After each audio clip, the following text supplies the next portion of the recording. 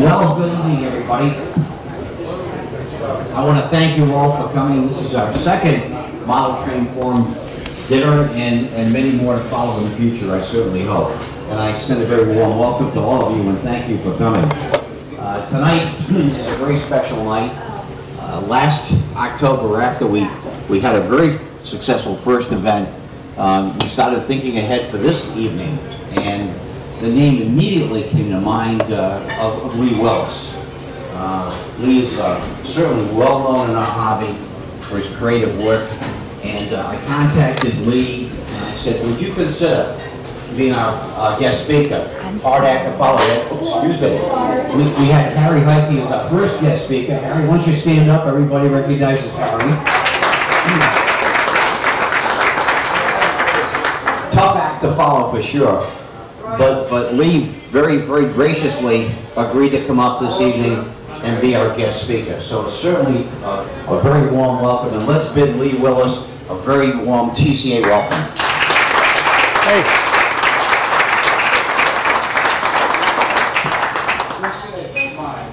Thank you. So I hope everyone can see and hear.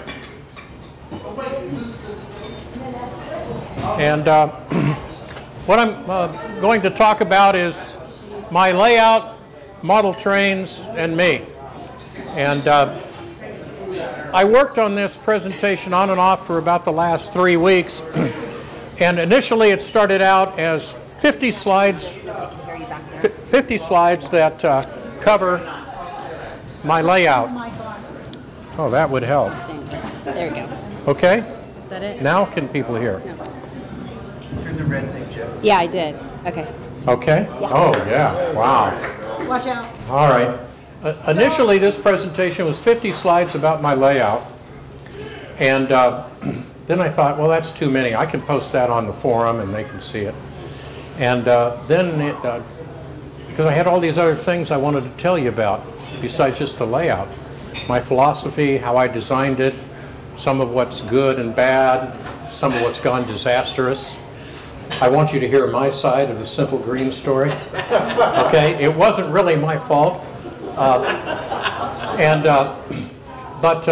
So actually there's only very little about the layout, but it's central to it. It and the forum are very important to me. They're a sense of great comfort, a lot of happiness. So hopefully this little device, which is really cool, and I left the battery on the whole trip up here, so I hope it still works. Is it a double A? Ah, there we go. Now, toy trains have always been a part of my life. I don't remember a time when there weren't toy trains in the house. I've always sunk to the level of the trains. So here I am with a carpet layout that belonged to my dad when he was a kid. This is from about 1937, 1935, he told me. Wind-up mark set. If you're into pre-war marks, you recognize that the tender is backwards. And you can tell how much that and the missing rivets mattered to me then and now. You can have fun, even with the tender backward. And I don't have the photo here, but I've posted it online before. I have this train on display in my study, and the tender is backwards, okay, as it should be. Through my life, I've had a lot of layouts. One that went under my bed. I had a little twin bed when I was a kid. A basement layout I shared with my brother. Various layouts I had with my 3 boys as they were growing up. Toy trains were never the center of anything, but they were an important activity. My middle boy, who's now an attorney in Houston, is way into trains, I'm happy to say. And he blames it entirely on me, and he still has the first layout that I made for him. And then after the empty nest, the layout could get big. That's the advantage of the kids moving out, whatever the disadvantage. I do have other hobbies, and just very quickly, arguably model ships are the main hobby I've had all my life. I scratch build models of Napoleonic warships in HO gauge and 20th century metal warships in 1/350 scale. And I still do a lot of that from time to time.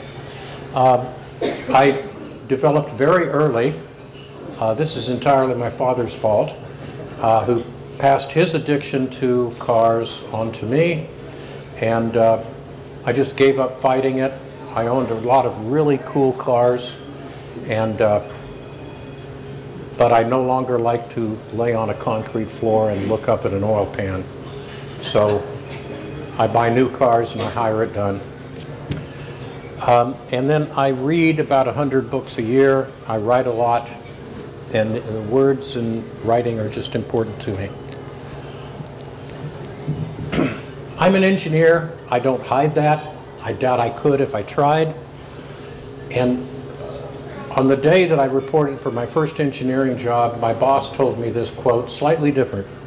The way he said it is, an engineer can do for $1 what any damn fool can do for $3. And I'd always heard it that way since. A lot of us have heard it. But in preparing this talk, I looked it up.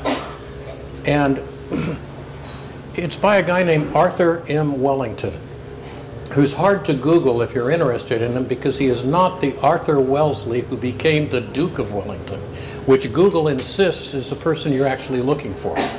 He was a rather obscure railroad engineer in the late 18th century who apparently was very arrogant because he wrote a book titled The Economic Theory of the Location of Railroads. I would have titled it An Economic Theory, but apparently Arthur thought there was just one theory and it was his and he was the expert. But look at the subtitle of his book, An Analysis of the Conditions Which Govern the Judicious Adjustment of Gradients, Curvature, and Length of Line to each other and to the character and volume of traffic. Isn't that what you do when you lay out your train, right? Brian's talking about laying out a new line. Well, you need to get this book. 1887 is right up to date. Okay, perfect. Well, the reason I bring up this quote is because in all of my work, you will see that I am what my first big boss, a boss who promoted me once said, you're industrious, but you're lazy, and I love it. Because you always find the lowest cost way out, and if you can find someone else to do the work, you delegate it. That's why he was promoting me. But I will go to a lot of work, but I seek that shortcut. If there is a shortcut, I'm going to take it. If there isn't one, I'm going to stop and see, can I invent one? And if the cost isn't too much, I'm going to cut a corner. And I've hurt myself cutting corners occasionally, and I'll share that with you. But that's the engineer in me. I want to find that dollar solution to the $2 problem. Now my layout. The good news is it's really close at hand for me. It's on the 3rd floor of my home. It's in an what's now a finished attic. It's a particularly good room if you're going to run smoke units all the time because it has a 12-foot ceiling. And so the smoke has some place to go, kind of get out of the way. And I have a small workshop off to the side, but the main train room is 15 by 24, and it's all about the trains, as you'll see in a minute. I've knocked out here, all the way, halfway around both ends and to one side, a shelf that's 39 inches deep that is about half of the total layout area. And this is a quick map of the thing. I reach it from downstairs. I operate the trains from here. There are 2 aisles. They are now only 24 inches wide. They keep getting narrower. I keep getting wider. We have reached a point of, we have to stop this. Now real quickly. Well, I don't fit. There is actually a duck under hatch here under my cathedral. and I don't fit through it anymore, which is actually makes it rather difficult to work on it. But anyway, real quickly, I have 3 main lines, and I'll talk more about them later and how I designed them. Main line 1 is all 72-inch or larger curves. It's 135 feet around, and it's a constant direction. In other words, the train sets off in a clockwise direction, and it keeps going clockwise. Main line 2 is 60-inch curves or bigger. It's 91 feet of track, but it has reversing loops on both ends of a central spine that's 30 feet long, so it's 120 feet per orbit. And main line 3 is 36-inch curves. It's 66 feet. It has reversing loops, but the train doesn't turn around in the normal way with the reversing loop because it has a gauntlet track, which, stupid me, I thought I invented. But it turns out that the railroads have them all over the place, and my friend Len, who worked at the local hobby shop, actually took me and showed me one. I was really impressed. Whole bunch of rails. Okay, but I'll show you later my own 5-rail gauntlet track. I have 190 feet of super streets, easy street, in 2 main roads, my country road, my city road, several other loops just to fill in 2-lane streets, and then my moving boat on the big lake and a small lake, which I'll talk about the boat I'm planning for that later. The layout themes, like most of us, I kind of modeled the time when I was a kid. 1955 was the greatest year in my life. My dad got our first new car. I had a pair of Roy Rogers 6 guns, coonskin cap. The world was perfect, all right? So I'm trying to go back to that. Western Mountain, U.S. I was born in Colorado, raised in Utah, Wyoming, all of those states. So the Western railroads. My uncle worked for Santa Fe Railroad for 42 years. He was the guy that operated the locomotive. He never referred to himself as an engineer. He always said, "Your daddy's an engineer, he went to college." He called himself an engine driver. And in case it matters to anybody, at age 6, I heard the term lash up. It is an official railroad term, but the thing is, I never heard it in reference to steamers. Okay? My uncle kept talking about lash-ups, and finally I understood it's those beautiful red war bonnet diesels. A bunch of them is called a lash-up. They never used the term. I don't know if that's official or not, but I grew up with that term and with engine drivers. That's what my uncle is. He drove the assistance steamers over the Raton Pass, back and forth. That's all he did. The final 10 years of his life, his career, is that, but it was a cool job. He got to drive mallets. There's just not too many locomotives that are cooler than a mallet. So anyway, I model a lot of that. You'll see Raton Pass modeled on my layout. Santa Fe, Union Pacific, Denver, and Rio Grande. Small town America, I celebrate it. It wasn't Norman Rockwell and it wasn't a perfect world, but in my layout it is.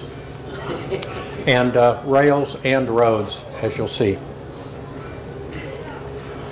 I could talk about the layout literally all night, but basically the key thing is it's divided almost 50-50 now into open country and city. I like the city. I live in city, a town. There's buildings you can build, there's streets, there's little vignettes you can set up, and it's a lot of fun to model a city. But if you think about it, the countryside is the natural environment of the train. It's why we have them, so we can take stuff from this city to that city. And so I like to see trains in their natural environment.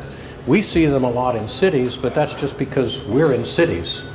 So when they're here, we see them. So I have a lot of open country, but I have a significant amount of town to make buildings and everything that I like to model. This is a picture of what I see when I'm standing to operate the layout. I won't go into much except to say that a big part of how I laid out the train configuration and designed the layout was so that I could see so much of the operation. There's very little of the track, just some tunnels and all, that I can't observe from here, except, of course, where I've built buildings. I've got 2 main lines that go behind all these buildings back here. But otherwise, I can see just about everything. The layout actually runs along a shelf and wraps around and is directly behind where the camera is here. This is what it looks like from where I control the trains. For control, I have a ZWL and a CW80 that control the actual trains. And at other stations around the layout, I have DC power supplies for lights and for super streets. I have now 14, but there are 13 Lion Chief Plus controllers here. I've stenciled the number of the train on the top. They stay here. I never operate more than 4 or 5 at once. The red light is on, so I have no trouble. I just set the speed and I let them go. I do not operate trains. There are no operable switches on my layout now. I'll talk about that later, where the other 24 went. There's 2 non-operable switches. I can't control them. They're just auto-reversing for the loops. But I like to just set the trains running and let them run for hours. And the great thing about O-gauge is, you know, if you set them running, they will run for hours. They won't misbehave. They won't decouple. They won't derail. And I just love to be in the room while they're doing that. In the center of the layout is what is, without doubt, the most popular feature of visitors, the moving boat on lake. I posted about it a couple of weeks ago, how I built it. It's a pretty simple concept. It takes a little calibration, but it works like a charm. Here you see James Bond in From Russia with Love. There's a little James Bond, and there's a little Titania, and the 4 barrels of fuel, and that is a scale model made of cardstock, so super light, of a Ferry Marine 23-foot motorboat. Little bit of trivia. Do you know what the name of the boat was? Anybody? They borrowed it from a friend of the producer of the movie. The name of the boat was the Gay Porpoise. Not very Bond-like, but that was it. But it's a cool boat, and it or a model of my youngest boy's ski boat and his fiance water skiing behind it are always running when I have visitors. It's just a popular feature. My little town is called San Beda Days because, like much of small town America, it's seen better days. I won't go into the details. I have various areas. Downtown is basically an excuse for the main street, which is both the super streets and then lots of parking for die-cast cars, which you may have reached a conclusion is important to me.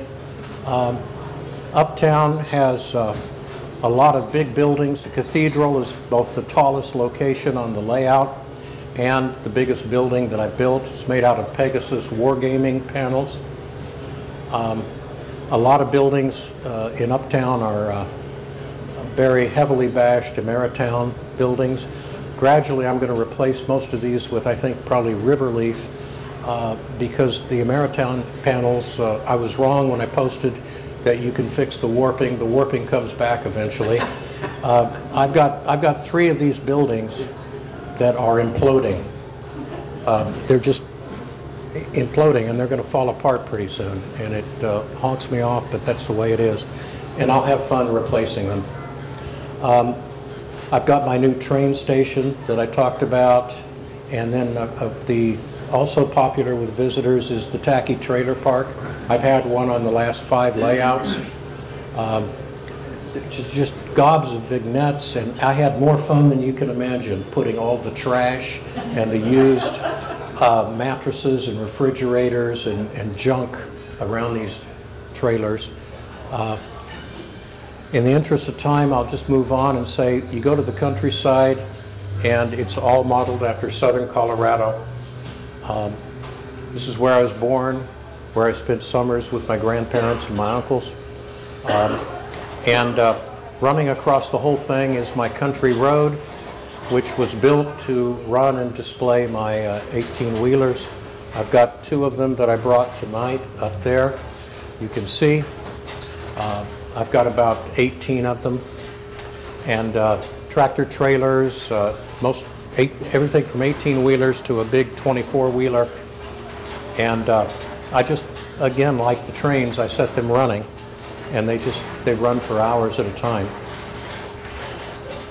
The country road wraps around this area that is important to me. It reminds me of the fishing lakes where my grandfather and my father took me fishing when I was a kid. And the 2 main lines wrap around it also, and it's the far end of the layout. In the train room, if it's a wall, it has shelves on it. I mean, the trains have to go somewhere. Yes, and John's right. If it's not a wall, if it's a door, it has shelves on it. One of the things that I was willing to try, new, was a suggestion that, hey, you could put shelves on a door. I tried it 3 times, 2 different construction methods, and all 3 have worked. They have sagged 1/8 of an inch in spite of everything I could do. But since I planned on a 1/4 inch sag, they're working great. And if we back up here, on the one, I have 24 reefers, not too much weight, but on the other, I have 5 or 6 line chief locomotives, quite a weight, plus a dozen tank cars. And they take it. What I do is, on these shelves, since I open and close the doors, they have a protective bar. It's just a wooden dowel that I can bend, and it pops out of holes on each end. It's very simple, but I remove it when I remove the locomotive, put it back on.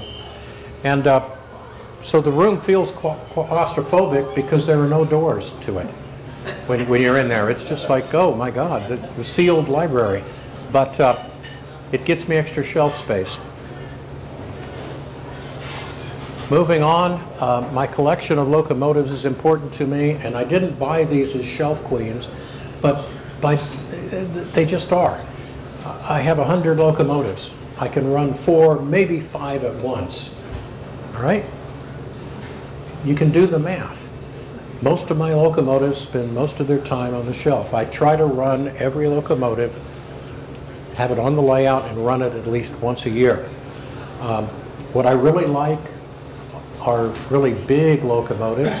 So here you see the big PRR monster, actually longer overall, mostly due to the tender. Then a big boy, Allegheny, Yellowstone, and all the way down to what I call my power wall.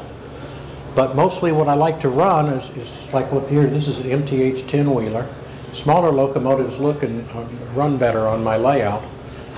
I have a main line with 72-inch curves. I can run all of these, but it doesn't look pretty on a tight curve to have a big locomotive sticking way out. Anyway, moving on, I literally do not know how many vignettes I have on the layout. I think all of us enjoy that. We just had a wonderful contest with just too many good entries, and it's a lot of fun. This is one of the more popular ones. I have kids. That is me, my next door neighbors. We've ridden down to, okay, this is Cullen's Corner Hobby from Lionel, the coolest accessory ever made for O-gauge. O-gauge models of O-gauge model trains. Now, it can't be any better than that. I'm just sorry, it just can't be. And here it's me and my friends looking in the window of the store at the model trains. And by the way, there's Jack, if you know who he is, from Menards. I do everything, nostalgia, humor, whimsy. Kids, there's the softball, there's the broken glass, there's the cop. You can figure out the story. Just a cow that broke the barbed wire to get at the tasty bit on the other side of the fence when there's lots of tasty here. Little snippets of life.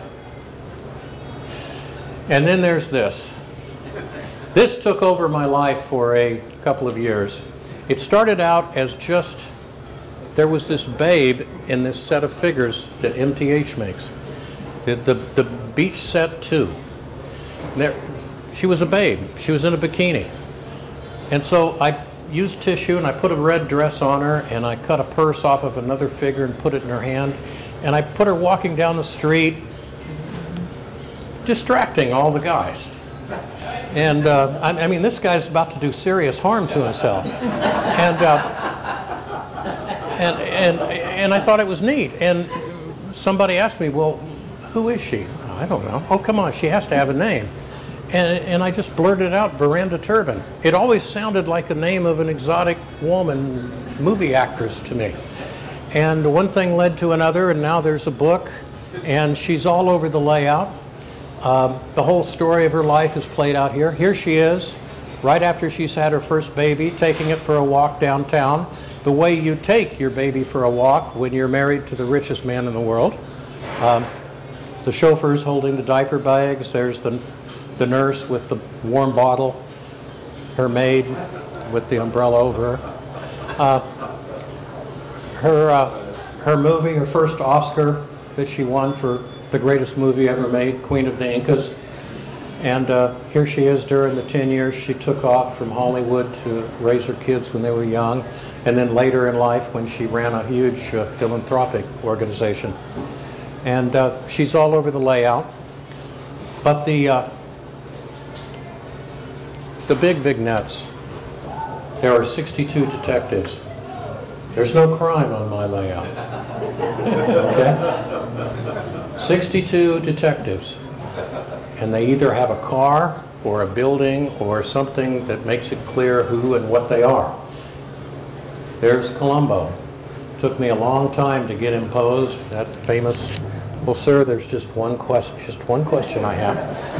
And there's Bullitt, Nick and Nora Charles, Nick Jr., and there's Asta. You can barely see Asta.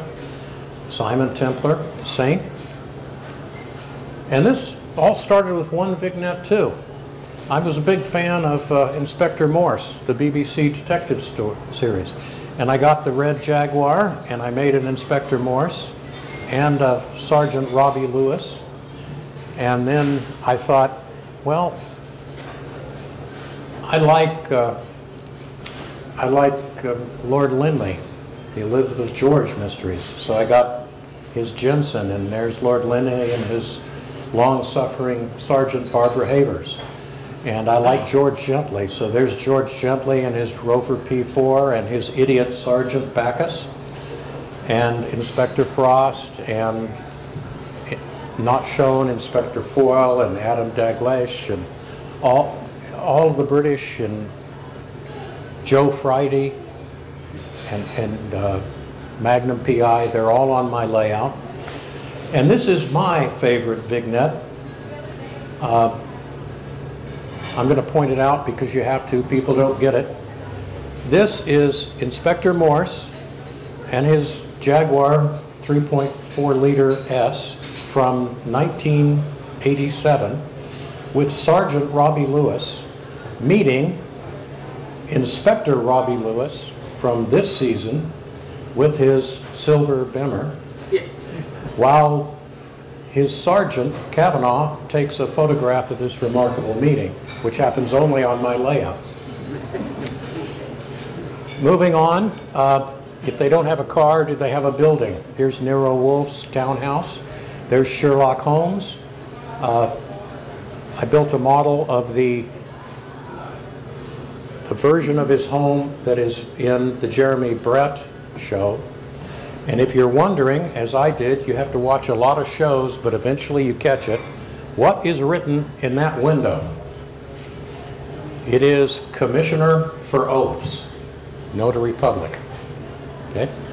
Anyway, there's Holmes and Watson. A lot of people know that I've done a lot on streets.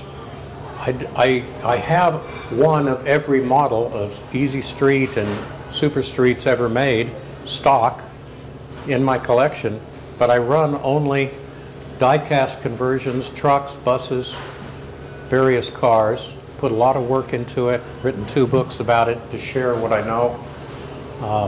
Thinking about some improvements down the road, but I'm still thinking.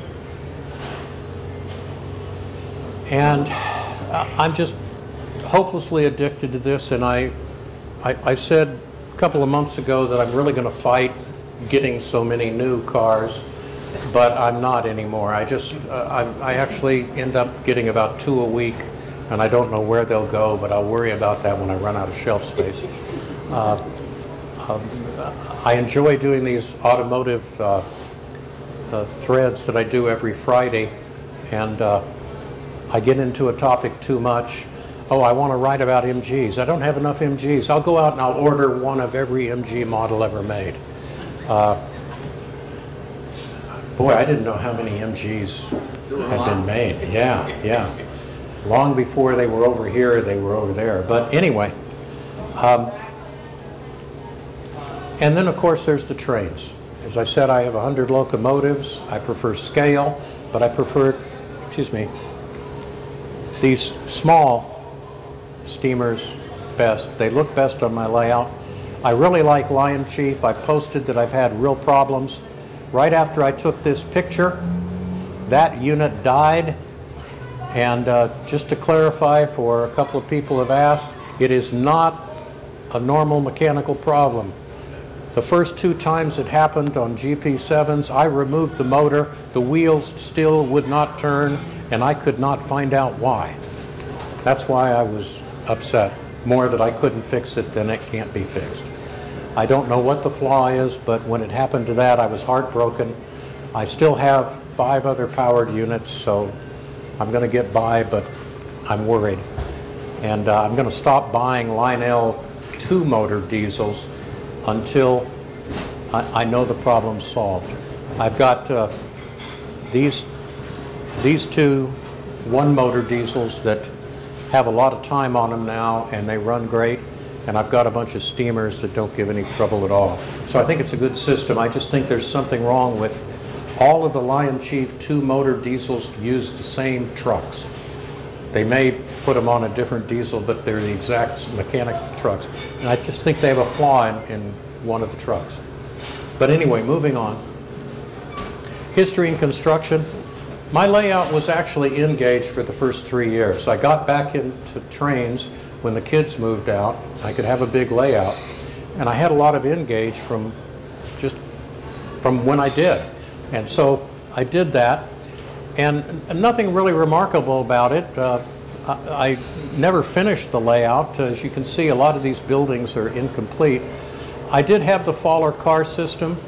Anybody contemplating going with it, talk to me first. It is spectacular when it runs right. There are no slots, there are no strings. They just seem to drive themselves as if by magic. It's the most expensive and frustrating thing I've ever owned in model trains. I went to O-Gauge in 2005. It seems like much longer, but only 11 years ago. And why?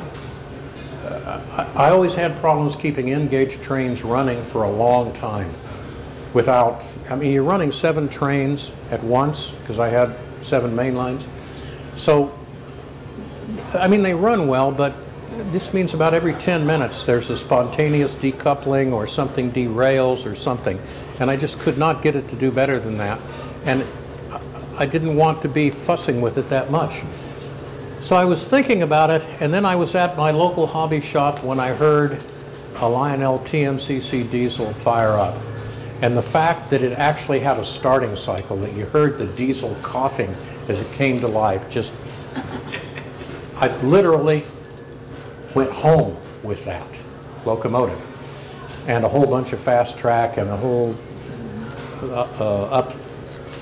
not starter level, but they had a whole RTR set that was everything, and SD something diesel, and now here's looking for the $1 solution to the $2 problem. I concluded that it would take months to remove the N-gauge layout, so I built the O-gauge layout right on top of it. I took what I wanted off of it. I literally took a reciprocating saw and cut off everything that was over 3 inches high, mountaintops, buildings, everything, shoved it into big industrial trash bags, threw it out the window, put it in the dumpster, and I put spacers from a cut 2x4 along here, put a new bench top on, wrapped some more facade around it, and bingo. Not only that, I raised the layout by 4 inches of height, which just made it even better. I like having a higher tabletop. And got it done in about a week and a half.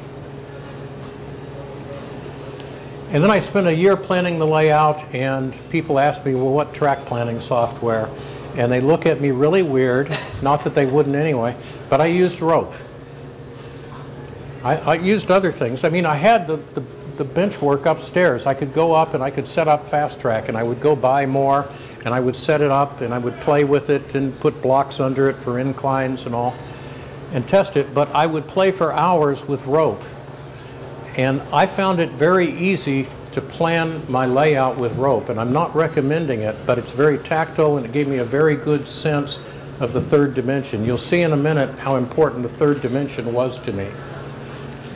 But I would play with this a lot, and then I went to my own track planning tool, which I built out of, I used PowerPoint and its arc drawing feature.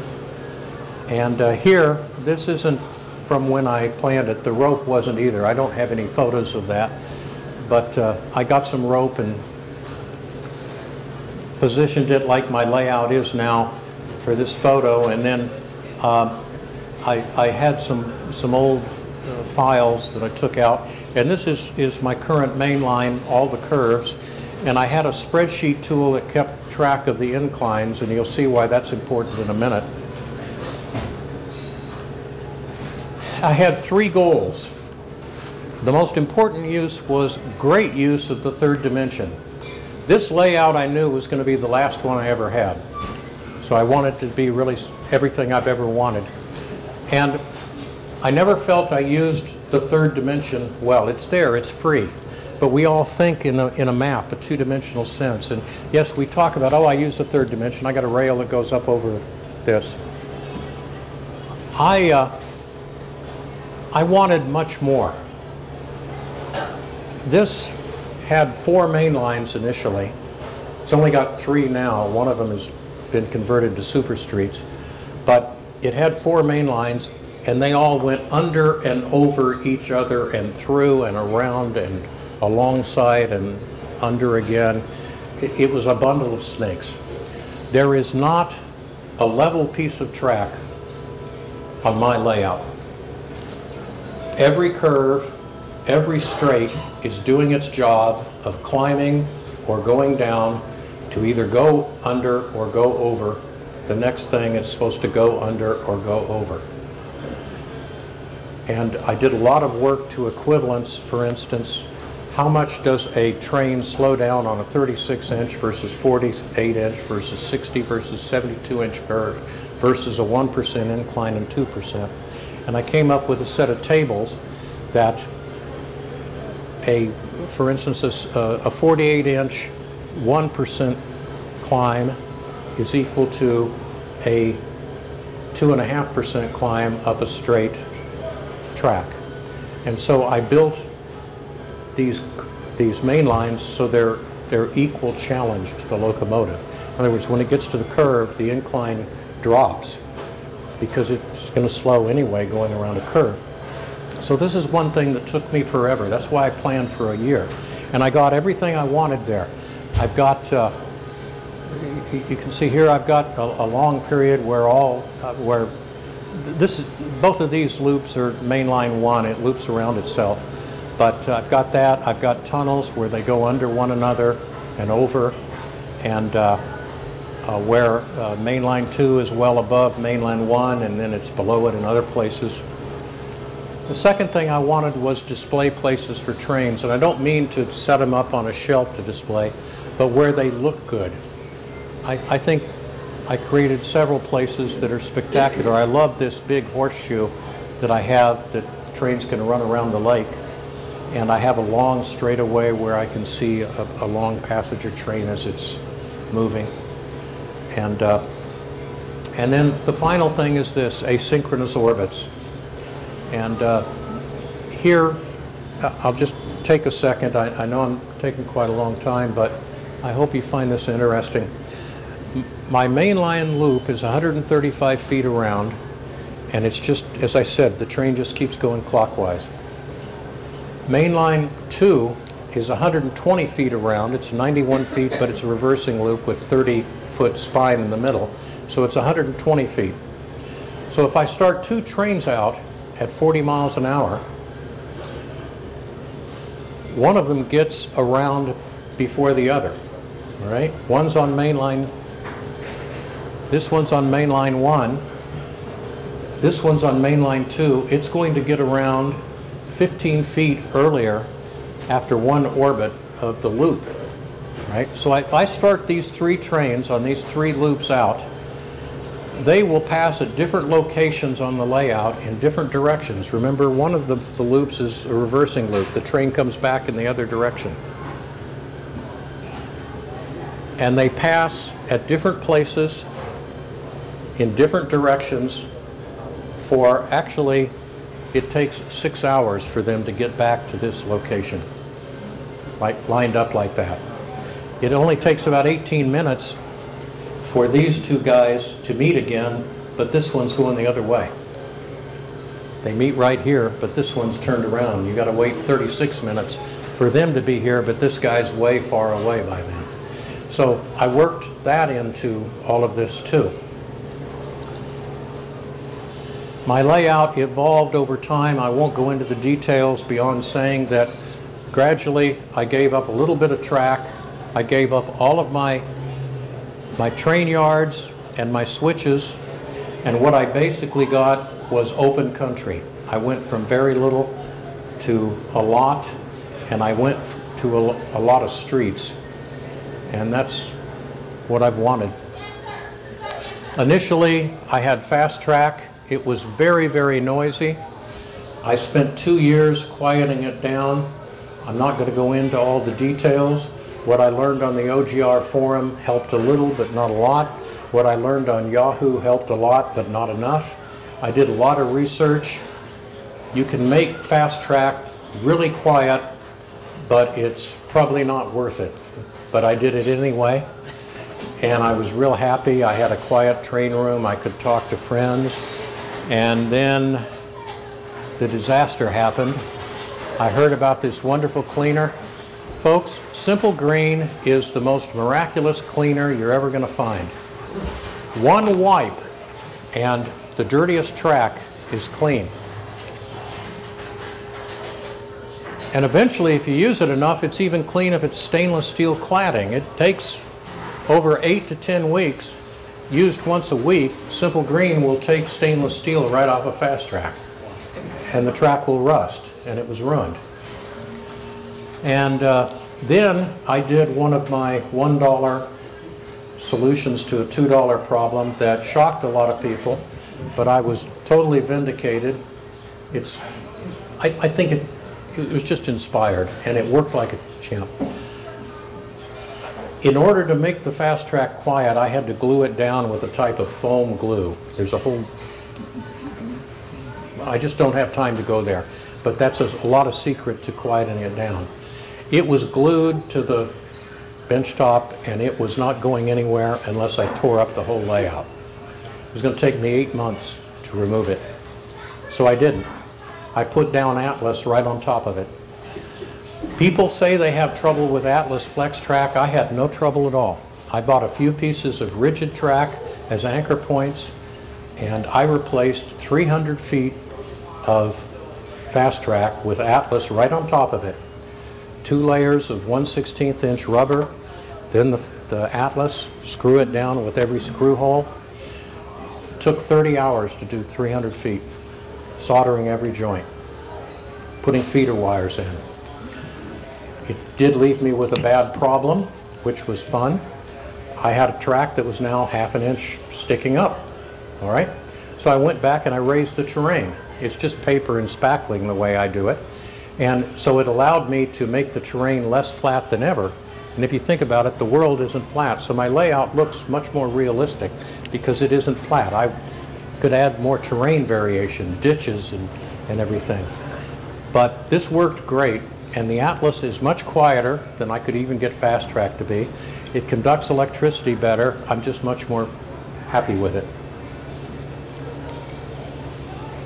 I'm a proponent of great big wire, and people ask me why, and I'm just say, I was a power engineer all my life, I am. You're going to go to a lot of work to put in big feeder wire for your track, so use really big wire. And copper rules. I use number 8 and number 10, and I double number 10 if I'm running more than 30 feet for a feeder wire. I've got a lot of technical reasons. I won't go into it, just to say that the cost of the copper is negligible to all the effort, and I'm very pleased with these big wire feeders every 8 feet and the Atlas track soldered at every junction, every rail.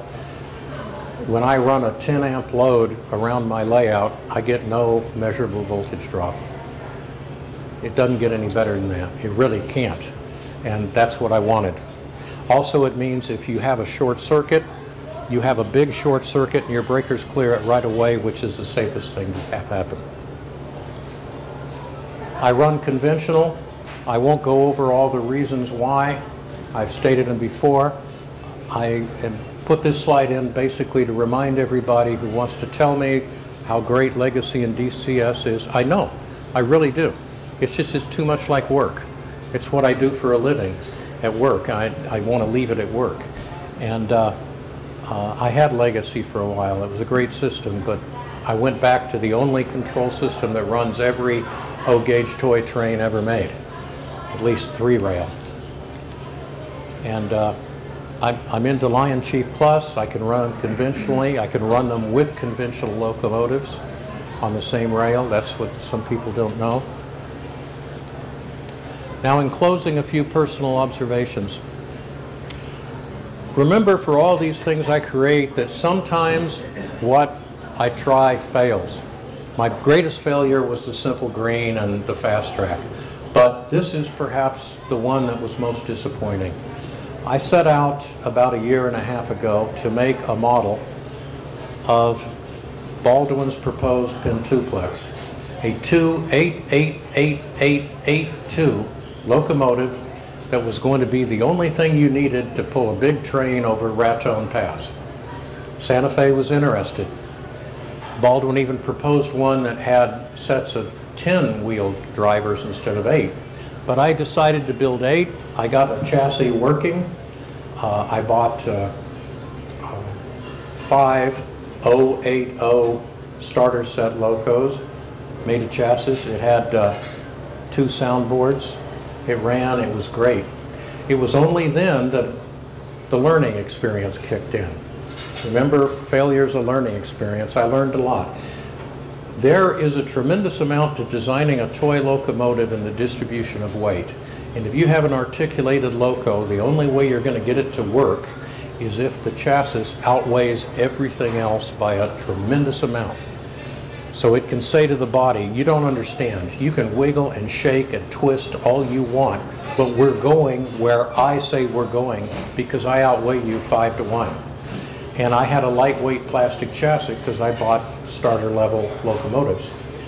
And I couldn't add enough weight low enough down to make it work. Even a cardboard body caused problems. So I gave up.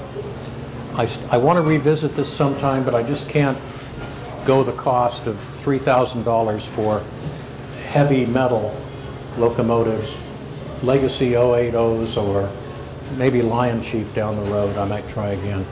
But a lot of what I try fails, and that's fine. Nothing ventured, nothing gained. There is no one right way to do anything. This is something I want to stress, and I just say that I get very tired of people who insist that they're an expert and that there's one good way to do something. Ballasting track I just picked on as an example. Everyone in this room has his or her way of ballasting track. If it works for you, it's the right way for you. Okay? And no one should get their nose out of joint if they give you advice and you don't take it. They shouldn't bully you on a forum. They shouldn't call you names just because you didn't do it their way. There are lots of ways to do things, and many times they're just different. They all work.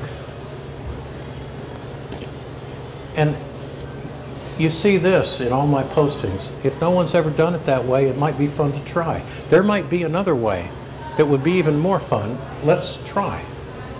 And so that gets me to this point. If you're having fun, you've done it right. My first contest, the flat car contest, you may remember there was a second place. I didn't announce it when I announced the contest. I didn't intend to give us second place. I gave first prize to Andre for this incredible thing that he built as part of, I guess, his Riverleaf stuff. Well, just this weathered flat car with a radiator load that looked real and had tiny O-gauge turnbuckles on the tie-down straps. Now, how cool is that? I was just in awe of it. It had to win first place. But I created second place just to emphasize this point. The first entry was someone that I don't know, Mark LX200. It was the Mount Palomar Observatory load, maybe the coolest flat car load ever done, so lots of points there. And my point about there's no wrong or right way to do things is the model was just a block of wood rounded on one end with printed paper pasted on it. And you could criticize it as well. It doesn't even have sloped sides like the real one, and it's not tied down and all, but it's fun. And that's what model railroading is all about. And so I created second prize and awarded it just because I wanted to recognize just the beauty of just pure toy train fun. So don't let anybody tell you you're doing it wrong. If you're having fun, just go ahead and have fun. Finally, this is a very personal hobby, and each of us makes it what it is to us. I make it my hobby, you make it your hobby in your way. Each person works with the skills, budget, and preferences they have, and I work hard to respect that. That there are other people who have a different perspective, and that's fine. And my model railroading is personal. I'm not into clubs. Not a month goes by I don't get invited to be in a club. It's just not me. It's just my layout at home and me. I love to share. I love to have visitors. I treasure the friendships I've developed through model railroading. You guys are very important to me. But my train room is kind of a sanctuary. It's where I escape from all the pressures of the company that I founded that I can't retire from no matter how hard I try, and all the other things. I just go up there and I'm alone with the trains, and they're my friends. It's an excuse for model making, no doubt. That's what I like. I like collecting the locomotives and the cars. And I like the technical challenges, and some of them I've solved. The layout, I'm very pleased with its design. How I converted streets, I figured that out. The moving boat on lake. I'm working on a rowboat for the small lake. I want the figure and the oars to move, and I want the boat to move in thrusts as the guy moves the oars. I want to animate figures in dining cars and in cabs, and I want a dirigible on my or above my layout that does something. I just don't want it just sitting there hanging. I want it moving around or something.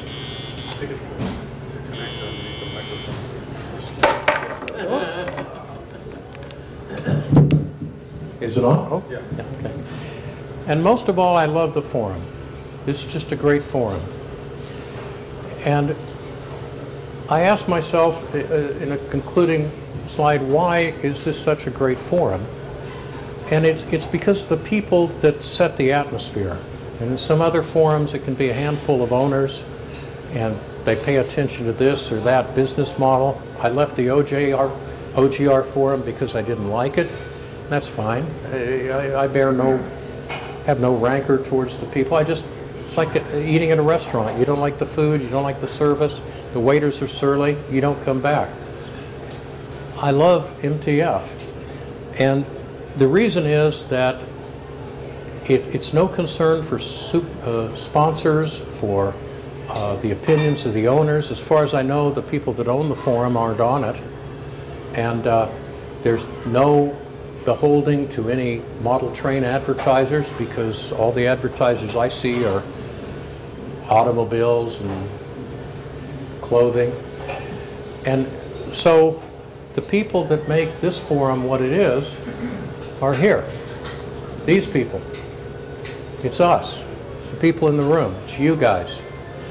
And it's a community of people who is largely self-policing. We have John to thank for the moderation that needs to be done, but it's largely the self-respect that we have for ourselves and for one another, the courtesy we show each other, that makes it a great forum. And so I'd like to thank all of you for making this forum something that's special to me. You're special too, to me. I love you all. Thank you.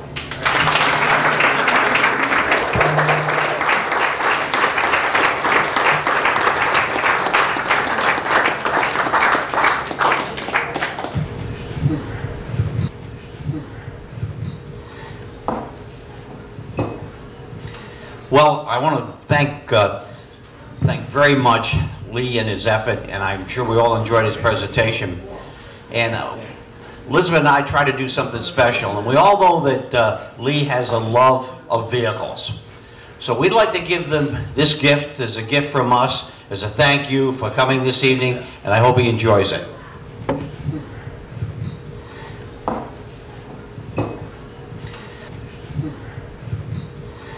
We'd like you to have this dinner and take home and enjoy it. Well, why don't you open up so everybody can see it?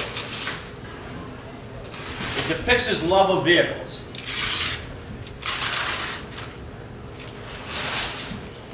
Wow. Oh my. Auto Union. Auto Union, yeah? Yeah, right. Oh my. Look at that.